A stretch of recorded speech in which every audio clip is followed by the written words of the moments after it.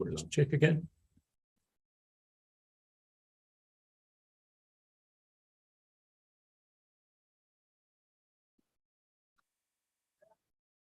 We'll just check again.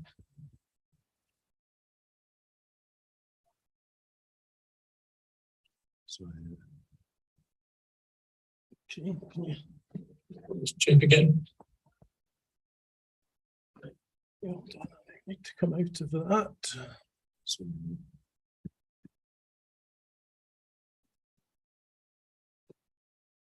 let's check again.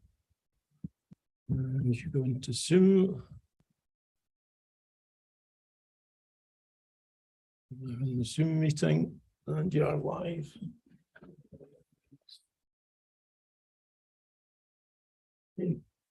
Hello, everybody, and a warm welcome. Sorry, just a few minutes late there. A very warm welcome to this online preview of the Scottish International Storytelling Festival 2022. And this online preview is focusing on the global online platform for this year's Storytelling Festival. So a very, very warm welcome to our contributors, who I'll be introducing bit by bit shortly, and also to you, the audience. Now, I want to explain, first of all, that the Storytelling Festival, and in particular its global online platform, is strongly committed to the Earth Charter International. And that is a statement of values and principles regarding ecology, justice, peacemaking, and cultural respect across the world. It is supported by numerous organizations and individuals. It is not a governmental charter. It is a commitment by we, the activists and ecological organizations and cultural and social organizations across the world to advance the principles of the Charter. And within the Charter, we have been part of creating a very, very exciting international initiative called the Earth Stories Collection. And we will be hearing more about that as the afternoon goes on. And that is a collection of traditional and indigenous narratives from across the world that illustrate and support the principles of the Earth Charter International. And within the Earth Stories collection effort, we have the network of Earth Storytellers. And that network links up, and I hope that some of you are in the call today will consider joining it. There is no cost attached. That links up individuals, educationalists, storytellers, and activists across the world who are using creative storytelling approaches to shift the worldview around ecology and the future of the planet. So that is the context of the global platform program. And I would like, first of all, just to announce and flag up that just as we were coming on air this afternoon, Blue City also went up available on the Storytelling Festival YouTube. And the Blue City project is an example of our Think Global, Act Local resolve, because Blue City is a storytelling tour of the coastline of Edinburgh, looking at the ecology, the culture, the folklore, the history, and the environmental future of our connection as a city with the sea. And that, of course, then being our connection globally with the oceans, with the blue planet. So that is the first bit of the online global program for this year is already up and live. And I know that some of the people who have helped create that are with us today. So it's now my great pleasure. I would like to invite one of the founding storytellers of Earth Storytellers, Jennifer Ramsay, who has Scottish connection, as I think you can tell from her name, but who lives in Spain and has been involved because there's been a very strong Spanish root to the Earth Stories Collection project. And I'm going to invite Jennifer now to say a bit about her storytelling in support of the Earth Stories collection and to illustrate a story that she uses in the context of working on these ecological changes. So Jennifer, can I bring you in, please? And a very warm welcome to you. Thank you very much, Donald. Well, I'm honoured to be here today. You'll hear later from Grian about the Earth Stories collection. And this year I was invited actually to write a little chapter for that book that's just about to come out. And the chapter of the book is called Working Creatively with the Earth Story Collection. And today I bring you, I use two stories about trees, and today I'm going to bring you a short one and give you an idea of some activities that I use with all sorts of publics. So I think I'll invite you to go into the world of stories.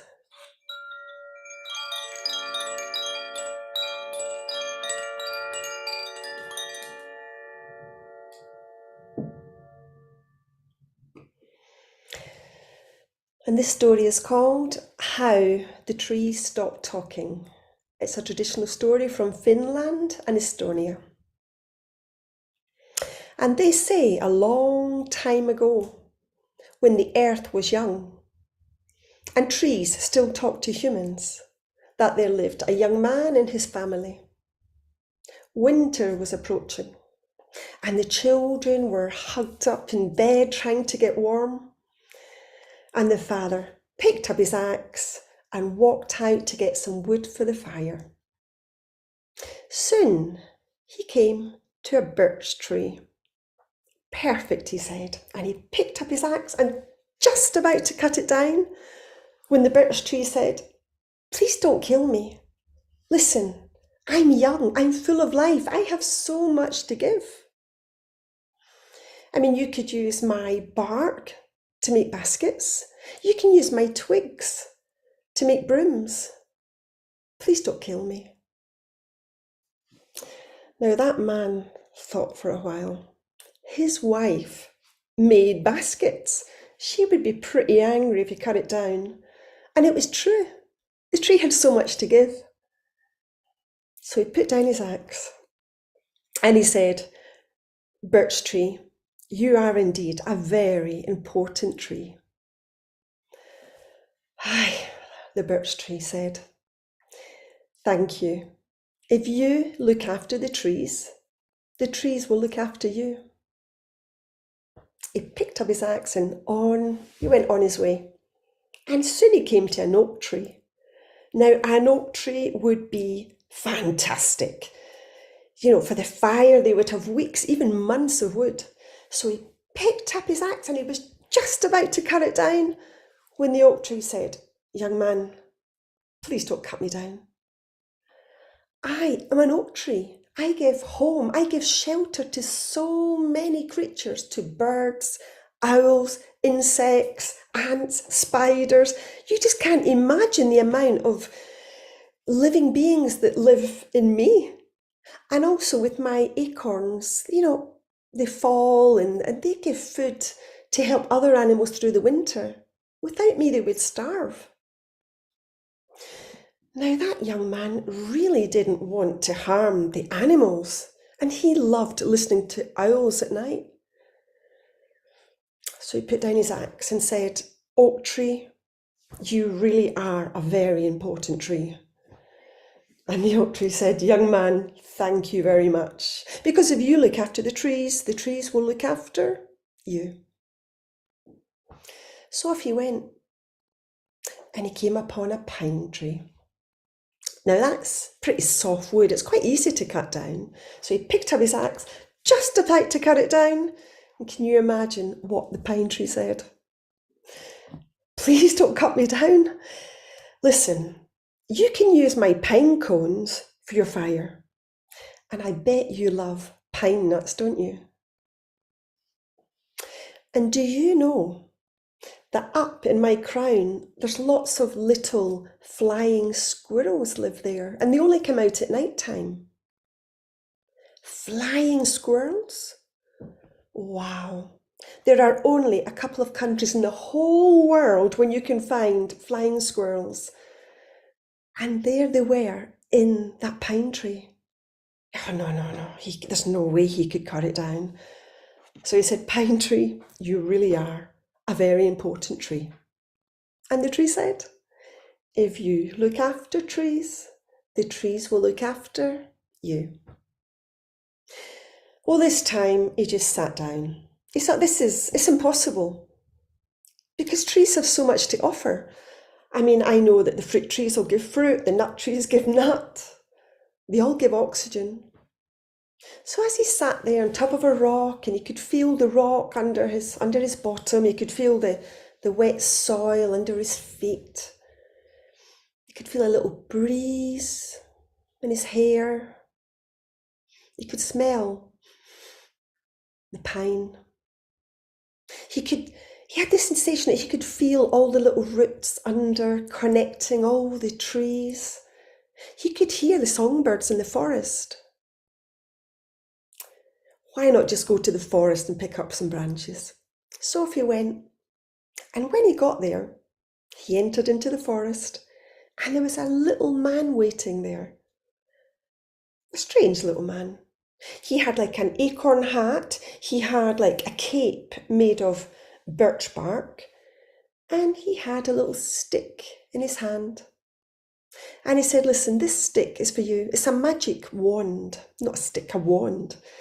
With this wand, you can ask for anything you want, but never anything that goes against nature. So be careful what you wish for." He handed over the wand and disappeared into the forest.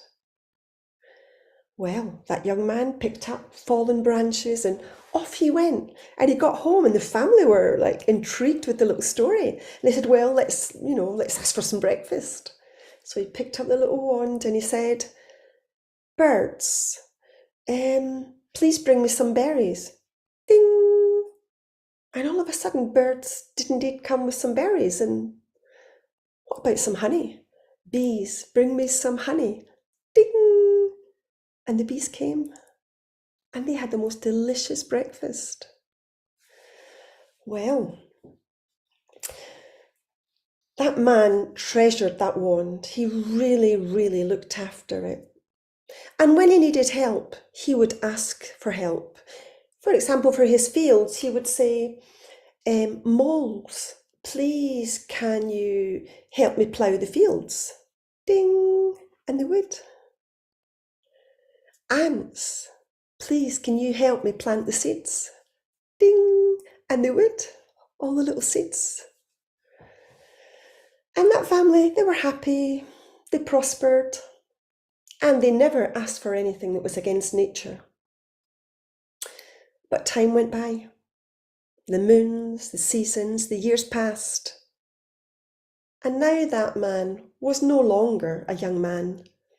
Now he was an old man, waiting for his time to go, like one of those leaves, autumn leaves in that oak tree that he had spared.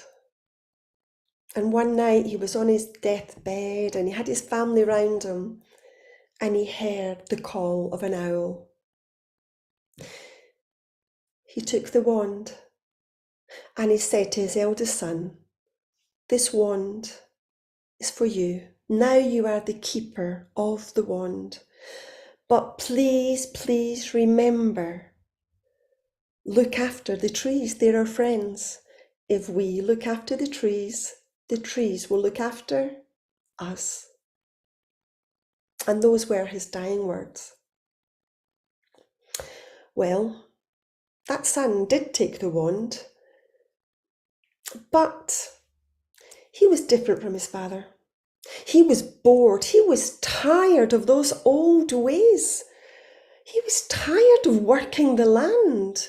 It was just so much work. What he wanted was a big house. He wanted servants. He wanted money. He wanted to be comfortable.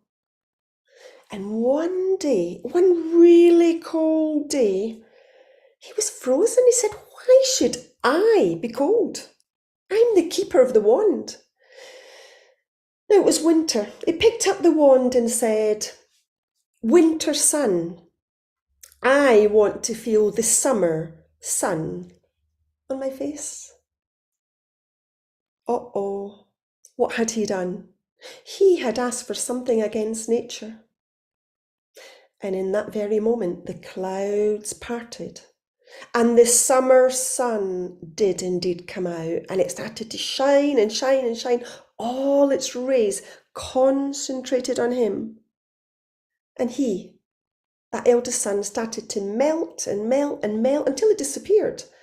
Now that was the end of the sun. The sun, not the sun. It was also the end of the wand. And it's also the end of this story. But I wonder, is that the way you would like this story to end? Is it possible to change this ending? I would just ask you for a few seconds, perhaps just to try and centre on just one tree. Think of a tree that perhaps it's in your neighbourhood, a tree that you've visited. Just for a few seconds, think of that tree. And imagine all the trees were going to get together and form a little council of trees. And each one was going to give their opinion. Because on that day that the wand disappeared and the story ending, the trees stopped talking to humans. Is it time for trees to start talking to humans again? What would your tree say? Is it time? So that we can walk again in the woods and hear the trees say, "If you look after the trees will look after you." Well, this is a story I've worked with a lot, with young people, children, with teachers, with adults, with many, many different publics. And one of my favourite activities is doing this. We take sticks, fallen sticks, not sticks that are taken from the tree, and just take different colours of wool. And we just think of the needs of our tree. What does your tree need? Perhaps it needs fresh, clean water. Perhaps it needs some sun, maybe not too much. Here in Spain, we wouldn't want too much sun. And we start wrapping the wool around it. So this is one that I did earlier. So perhaps this is for the sun. I don't really remember all the colours now. I did it a long time ago. Perhaps this is for the sun, fresh water, creativity, people coming to visit, having fresh soil, clean air. What does your tree need? So everyone connects with what they feel their tree needs, and then we hang all these up on a tree, wish sticks, and we invite a little breeze to come and take it round all the community of trees and just tell them how much we would really like to start talking to the trees again so that we can be in harmony. So that's one of the wish tree exercise that you'll find in the new book coming out. There's also another thing that I like doing, and it's based on an old Scottish Celtic tradition about the clutie tree, where you have a tree. Normally it's near perhaps a freshwater source, or a healing well would be perfect if you were lucky enough to have one near. But if you don't, I would still invite you to do it. And again, we take, well, a branch, and if you don't have a branch there, I take a stick to put later on it. And then what you do is that you just take like old rags and you write on them healing wishes. It could be for the tree, it could be for the water, it could be global wishes. And again, I have one I did a long time ago with old bed sheets. And you just get people to write or draw on them, and you hang them on the tree. And yet again, perhaps do a little ritual, let the breeze carry it around, all these healing wishes, a little ritual for Mother Earth, for the forest, for the trees.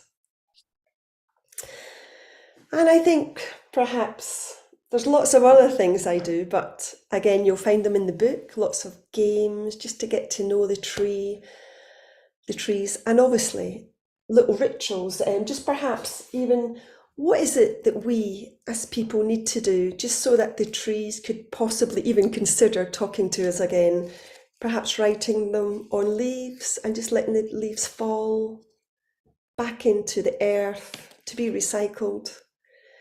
And obviously, plant a tree, adopt a tree, look after a tree. Because if we look after the trees will look after us. Lovely. Thank you very much, Jennifer. Thank you so much. Well done. Lovely. And just as Jennifer was mentioning there, the Earth Stories collection is hoping before the end of this festival to have a second volume of stories out, in addition to all the stories on the website. And those stories will be accompanied by ideas about how to use them in different educational and social contexts. So thank you very much, Jennifer, for setting that up. And we're going to be hearing more about trees shortly from an African tradition.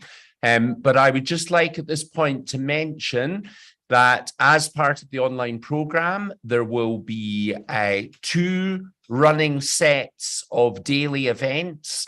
So next week in the afternoons is Arts of the Storyteller, where we will be seeing storytelling performances, how they've been developed and presented, how they're in the making, and all of them relating to these Earth Charter principles.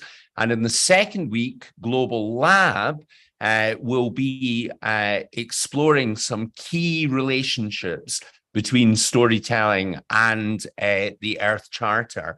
And we actually have Alette Willis with us this afternoon, and Alette will be leading a session called Shifting the Narrative, which is looking at decision makers and how they are potentially using storytelling to shift that narrative.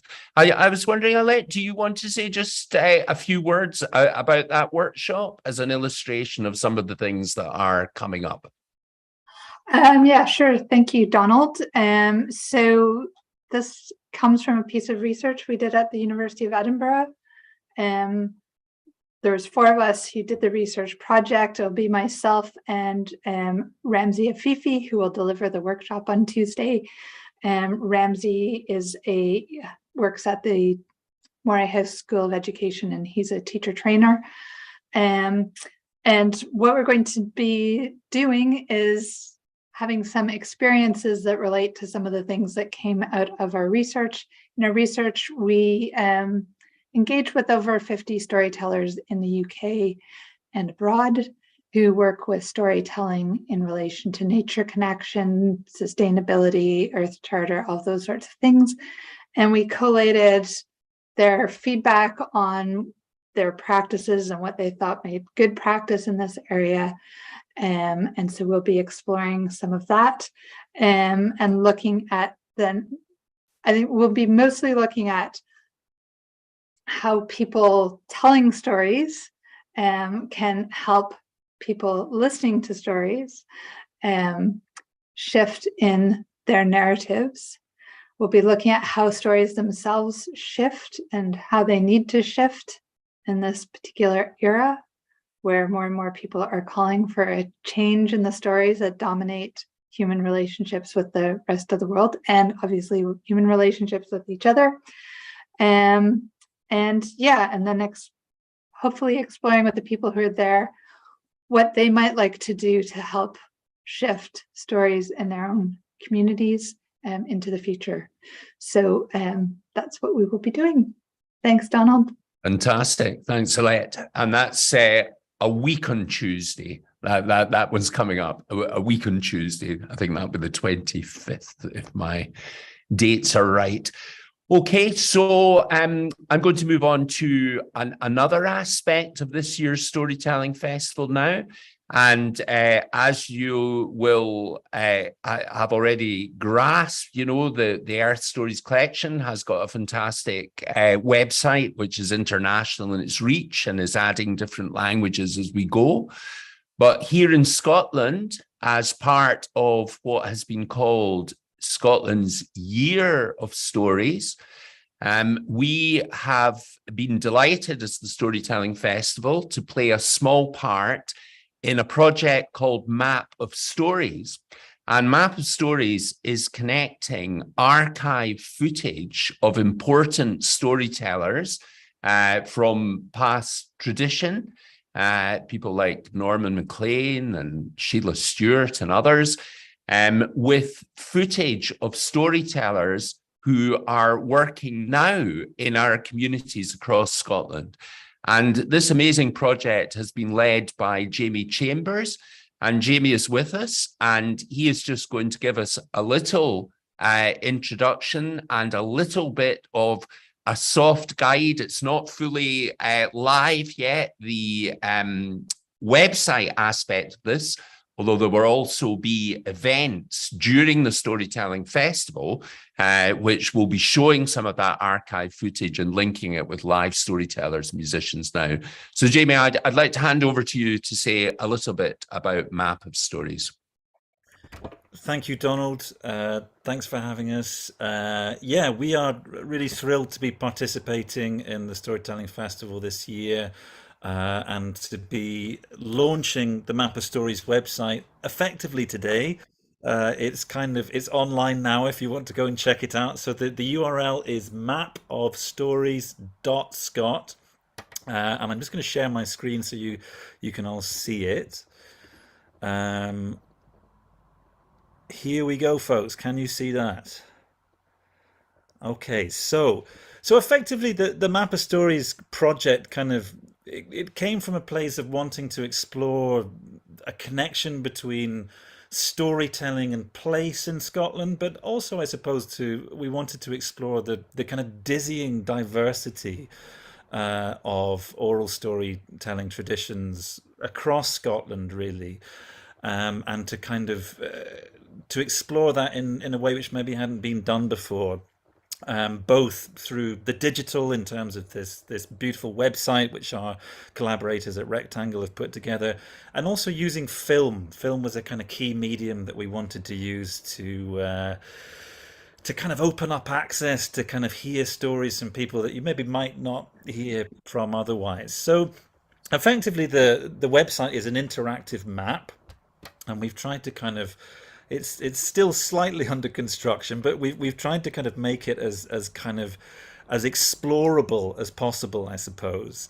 And so it allows you to kind of zoom in, and across the map are these little dots which are all stories, and you can kind of see on the right hand side of the screen here we've kind of got the stories themselves kind of lighting up as you kind of hover over the icon. There are lots of different kind of ways in which you can kind of explore the map. And I guess kind of going back to that connection between storyteller and place, or indeed between story and place, there are different ways in which you can experience the map. So at the moment we've kind of got it in story mode. So here what we're seeing is where the stories themselves take place. So for example, we've got the fantastic Gaelic storyteller Rory MacLean here telling some stories very much rooted in and around Inverness, one about Tom na Hurich, the Hill of the Fairies in Inverness. But there's another way to experience the map as well, which is kind of through where the storytellers themselves are based. And we've got some kind of really some really significant storytellers who are very kind of rooted in the places in which they're telling stories. And one example being George Gunn, who is very kind of rooted in the kind of traditions and the kind of and the community in kind of Caithness and Thurso. So two different views for the map. Equally, we've kind of got a way to kind of search via language. So you can kind of have a look at which stories are available in English. We've got some fantastic Gaelic storytellers, both living storytellers, but as Donald was also saying, we've through a fantastic collaboration that we have with Toper and Dulcis, we've also managed to get some kind of really seminal voices in oral storytelling tradition that are no longer with us, like Berneray's Catherine Dix, like Ali Dal Stewart. And so you'll be able to experience those stories as well. Our fantastic colleagues at Toper and Dulcis have produced Gaelic language subtitles. So even if you're not a Gaelic speaker, you can still experience those stories in the original language. So you can search by language, by English, by Gaelic, and also by Scots. And we also have a categories function. We've kind of started just gently putting them into collections. So if you've got a kind of particular interest, if that's with the Trows of Shetland and Orkney, or if you have a particular interest in stories relating to giants or fairies, you can kind of explore that way as well. And I guess the final thing to say is just that a lot of these stories, I'll kind of pick the northmost story here. This is Maurice Henderson speaking from Lerwick. The stories, our approach to when we were kind of filming storytellers, we really wanted the camera not to interfere, I suppose, with the telling of the story. So you'll find that all of these films are very, very simple. Most of them only have two shots. One shot to kind of give you a sense of place, roughly where the storyteller is based, and then following that, say 12:33, a shot in which the storyteller will kind of tell the story to you. Now, and of course, we know that it's not the same as being in the same room. We know that kind of once you start introducing cameras, that connection is changed somewhat. But we still hope that there's a lot that we can still pick up from kind of spending these short moments hearing these stories across Scotland. So yeah, we very much hope it's free to use. As I say, we're still tweaking with it, so please do bear with us. I suspect it'll take us a wee moment just to kind of iron out some of the little blips in it, but it's online now. It's ready to explore. And I guess just as a final word, we're very aware that this is an extremely incomplete collection. I think that we don't want in any way to kind of somehow claim that we're representing all of Scotland's Ori storytellers, or indeed all the many different traditions. It's a part of the whole, but in many ways we look at this as it's a treasure map. It's an invitation to explore further, and we have found all these little sites of treasure kind of all across Scotland, kind of different parts of the country, wonderful stories, wonderful storytellers, and we hope that if you go on and engage with the map, it's an invitation to explore further and find your own storytellers amidst Scotland's landscapes. Thank you very much, Donald, for having us, and we hope you will explore the map of stories. Thank you. Yeah. Stop screen sharing. Yeah. Fantastic. Thank you very much, Jamie. That looks absolutely astonishing. The length you've got with that within this 1 year of the project, and we can see it's a work in progress that people will go on contributing to. Absolutely wonderful. So that, as I say, is featuring the whole Map of Stories project. There'll be events across Scotland and at the Storytelling Centre during the forthcoming festival starting today. And the also the website is now ahead of schedule, alive to explore. So that's another resource, along with the Blue City tour of the coastline, that are, as I say, focused around this think global, act local, and that being our context and inspiration within the Earth Charter and the Earth Stories collection. So on that international theme, I think it's time we had another story. And I'm absolutely delighted to be welcoming Mara Menzies. And I think quite a few of you will know Mara as a Scottish and Kenyan storyteller, but also as an activist who has worked in many different projects here in Scotland and also in her home area of Kenya. And we're sort of relieved that she just about got arrested at immigration this afternoon. I think she would have been broadcasting from, yeah, maybe not, but broadcasting from Downing Street, because I think they're all just about arrested down there today as well, you know.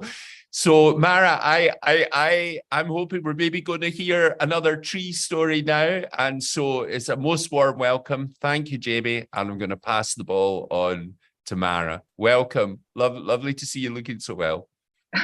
Thank you. Thanks, Donald. Thanks for having me, and really lovely to hear, from Jamie as well. I'll be checking out some of those stories as well. So yes, the story that I'm going to tell is it's a Kenyan story, and I'm from the coast, and the coastal region is very well known for having these enormous baobab trees, huge, thousands of years old, or hundreds certainly of years old. And the baobab is also it's a very special tree. It's considered a sacred tree in lots of ways. So a lot of people believe that when people pass, then the souls of the ancestors are kept in the baobab. And it's also, it kind of absorbs an awful lot of water. So again, for some people, just the fact that it holds water, particularly in an area that doesn't get that much rain throughout the year, it's also seen as a very special tree. But the baobab, it spans, the largest ones, they're sort of 10 elephants wide, if you like. You cut a hole through it and a lorry will pass through. But when the baobab was first made, it was a tiny sapling, a tiny stick, a tiny little twig of a tree. And God thought that this was one of his most precious creations. And so he placed the little baobab right by the side of a lake. And that way, the little baobab could enjoy the view of the rest of the forest, and it could admire its own reflection in the water as it floated and graced the breeze. And the little baobab tree was very happy for some time. It loved its life. It enjoyed looking up at its brother and sister trees in the forest. It loved seeing the birds flying overhead. And then one day, the wind pushed the little baobab over the water, over the lake, and it saw its reflection. And for the first time, it began to feel a little bit different. It saw how the giant trees behind it really dominated, and it thought to itself, my goodness, I'm actually really small. In fact, I'm tiny. And the little baobab tree began to feel quite insignificant. And the baobab tree thought, no, I don't like this feeling. I want to feel a little bit more important. And maybe if I was bigger, then I would feel important. So the baobab tree asked God, God, please, if you didn't mind, I would be ever so grateful if you could make me just a little bit bigger. And God loved his creations and so agreed. Whoosh. And immediately the baobab tree grew taller and a little bit wider. And soon all the insects and the butterflies were buzzing around, enjoying sapping from the juice flowing from its bark.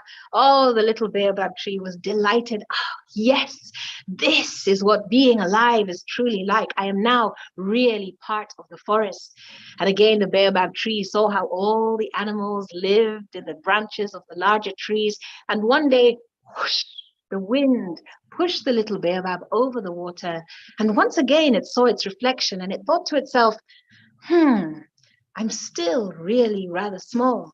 And I want to be a useful part of this forest. All the other trees give so much. and all I have are tiny little insects and butterflies. I want to be big enough that the birds will build their nests in my branches. And so the little baobab thought to ask its creator, please, God, I beg you, I would love to be just a tiny little bit bigger, if you don't mind. God loved his creations and so agreed. Whoosh, and the baobab tree began to fill out, grow taller, its branches reaching up into the sky. And oh, it felt beautiful. And indeed, the birds came and built their nests in his branches, and the baobab tree was delighted. It looked around and began to feel that it was truly more and more part of the forest. The other trees missed the tiny little baobab, but were happy that the baobab was happy. But the little baobab began to notice that it was really only birds and insects that came and lived in its branches. And it thought, oh, it would be so nice to have bush babies and monkeys prancing around in my branches. Oh, please, God, if you don't mind, just a little bit bigger. And God loved his creations and so agreed. Whoosh, the baobab grew even wider.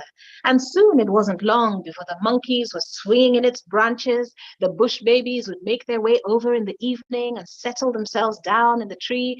And the baobab tree was delighted. But was the baobab tree happy for long? No, of course not. The baobab tree looked around and thought to itself, all of these trees have so many uses. The humans come and the humans make use of the roots and the barks and the leaves. And me, it's only the bush babies and the monkeys and the birds and the insects. I want everybody to make use of me. I want some of the more important animals, the leopards and the cheetahs. I want them to come to me. Please, God, I want to be even bigger. Whoosh. God agreed, and once more the baobab spanned out, and yes, it attracted the leopards who would sink their claws into its bark, climbing higher, laying themselves, lazing along the branches, and the baobab tree was thrilled. Yes, it felt more powerful. It felt that it was indeed truly part of the forest. But the baobab tree was not happy for long.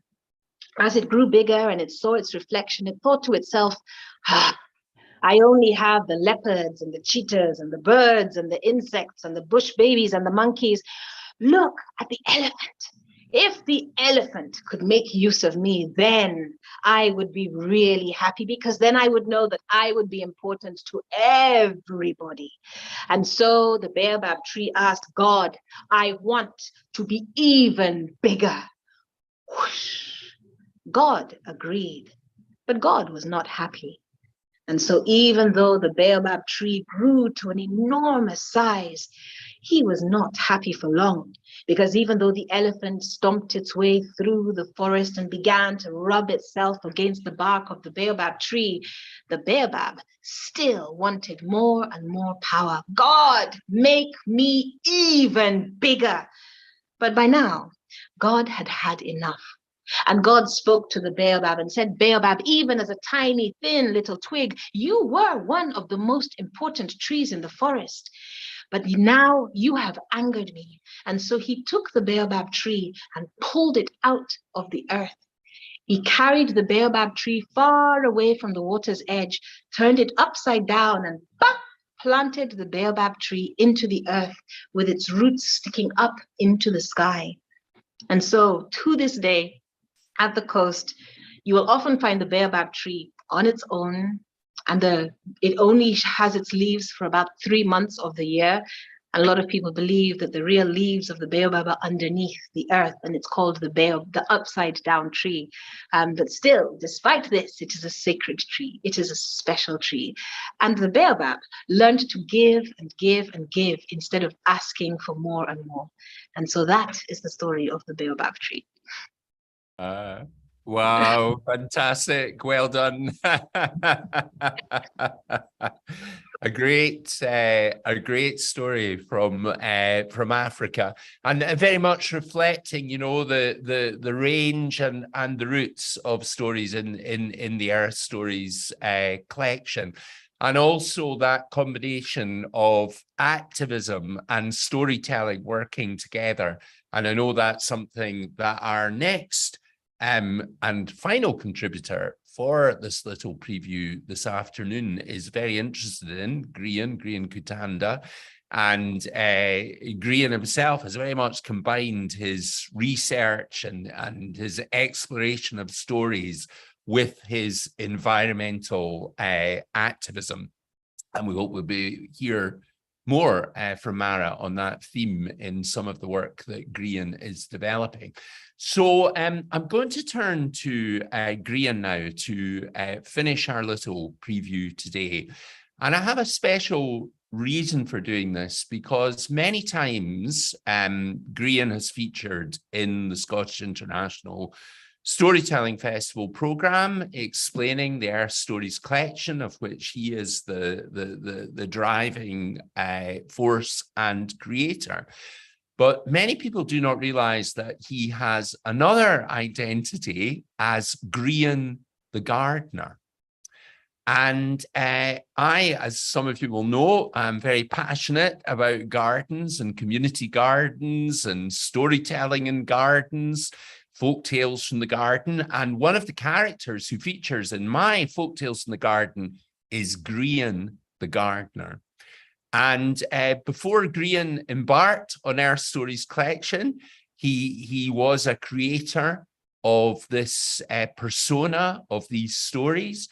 And I think I'm right in saying there are already 2 books, one of which is translated to English, Grian the Gardener, one of which is still in Spanish, and there's another one to come. Grian has promised me that there's going to be a trilogy. So Grian is going to share to finish this preview. He is going to share a reflection, a short narrative from Grian the Gardener. And this just has that sense of we're all gardeners. We're all working between nature and humanity now. So Grian, we pay great tribute to all the fantastic work you've done, but we're actually going to invite you now to share a reflection from Grian the Gardener. Thank you, Donald. I'm sorry because I am not a storyteller. Maybe I am a story writer, not a storyteller.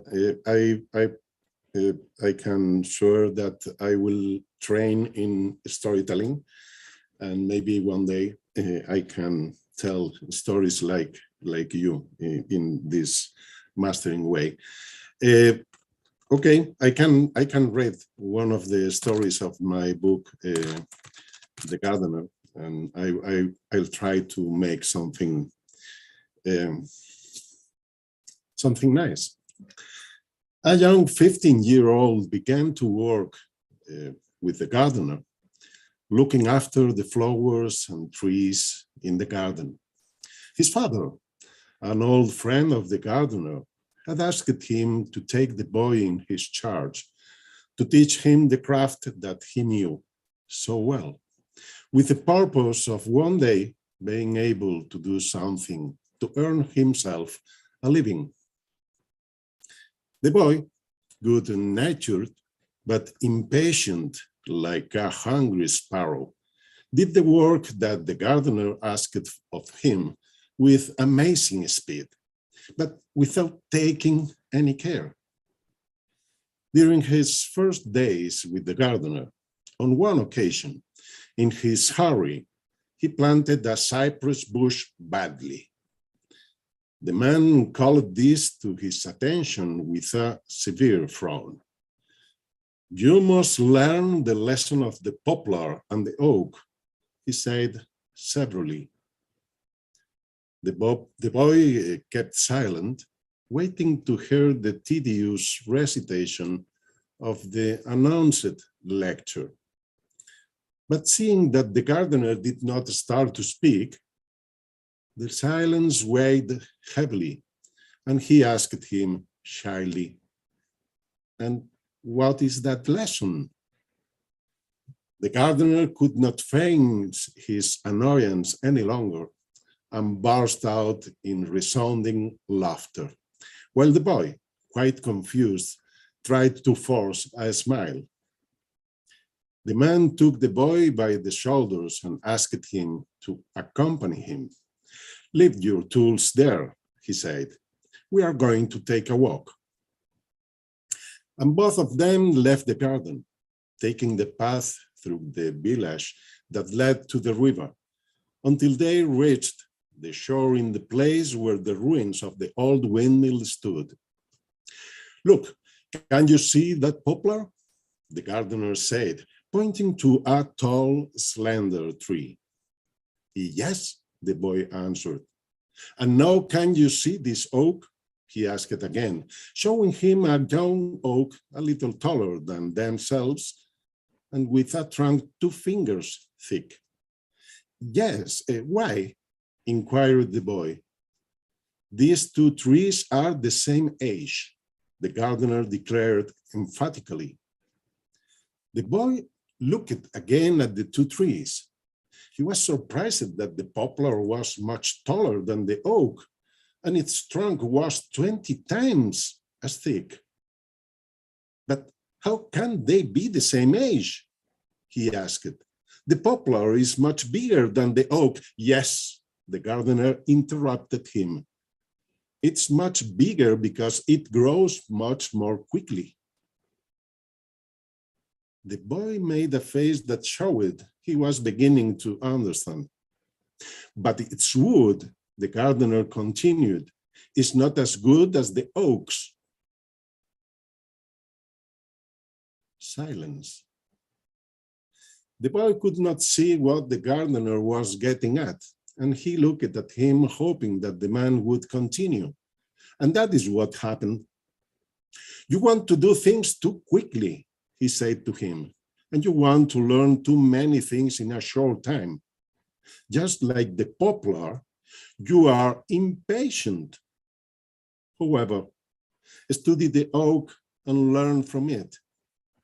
The oak takes more than 40 years to become an adult, and even then it needs many more to acquire a thick and robust trunk. But its wood is the hardest and most resistant that you can find in the area. A wood you can use not only to make furniture, but also to make main beams that support the weight of houses." The gardener put his hand on the boy's shoulder and kindly, and with a lot of tenderness, continued, "This is what I wanted you to learn.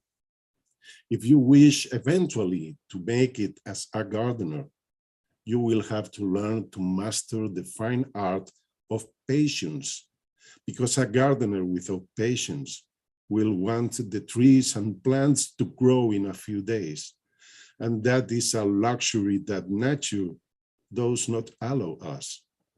So, observe the oak well and imitate its calmness, so that eventually you yourself can be made of solid stuff with which you can build a house for yourself and for all those who through your life ask you for shelter." And after that, they kept on walking by the shore of the river, talking about the wisdom of the plants and leaving the work for a better moment. Well done, Grian. Beautiful, beautifully done, beautifully done. And he says he's not a storyteller. No, reading, yes, but not Absolutely telling. gorgeous. Thank you. Well, friends, I can't think of a better place to end this little preview event. We covered so much riches, and remember that the point of the online thing is that even if you can't be physically at the festival here in Edinburgh and across Scotland, there's a whole range of things online throughout the festival, the workshops, the art of the storyteller, all of which are designed to make sure that not only wherever you are, you can participate, but also that what we have created for the online version of the festival is absolutely specially created for online. and inspired by some of these international contexts that we've touched on today. So, friends, I apologize that we started a wee bit late, but we have caught up. And I would commend, if you go on sisf.org.uk, you will get the whole festival programme online and live. But you have had a very special direct preview of some of the excellent things that are coming up for you to enjoy, and that hopefully, a bit like the oak, we will be able to continue to grow and to take forward in strength and collaboration with partners, friends, and storytellers across the world. Thank you very much for being with us today. Enjoy your weekend. Enjoy the 2022 Scottish International Storytelling Festival. Thank you very much.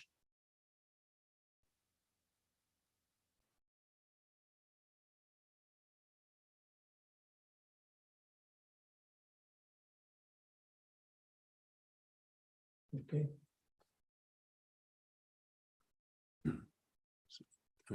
Can I just say thanks to the contributors now? Is that It's still, it's still going out to YouTube.